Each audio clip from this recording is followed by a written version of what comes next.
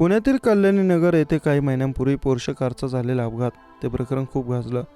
बिल्डरच्या लढावलेल्या अल्पवयीन मुलाने दारू पिऊन भरधाव वेगाने कार चालवली आणि बाईक स्वारांना चिरडलं. त्यात दोघांचं निधन झालं. हे प्रकरण अजूनही चर्चेत असताना पुण्यातील पौड फाट्याजवळ काल रात्रीच असाच एक भीषण अपघात झाला, ज्यामध्ये एका महिलेचं निधन झालं आहे तर एक जण गंभीर जखमी आहे.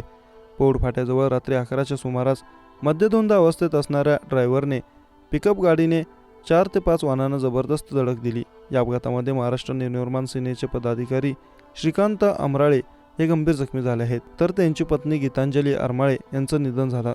श्रीकांत अमराळे यांच्यावर रुग्णालयात उपचार सुरू आहेत. या अपघातास कारणीभूत ठरलेल्या आशिष पवार या ड्रायव्हरला अलंकार पोलिसांनी ताब्यात घेतलं असून या प्रकरणी अधिक तपास सुरू आहे. मिळालेल्या प्राथमिक माहितीनुसार पुण्यातील कोथरूड येथून करिश्मा चौकात या ड्रायव्हरने अनेक गाड्यांना धडक दिली. तिथेही काही जण जखमी झाल्याची माहिती समोर आली.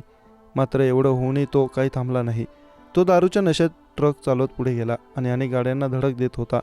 त्यानंतरही त्याने गाडी थांबवलीच नाही तर पुढे नेली. त्यावेळी तिथे सिग्नलवर मनसेचे पदाधिकारी श्रीकांत अमराळे व त्यांची पत्नी गीतांजली हे उभे होते.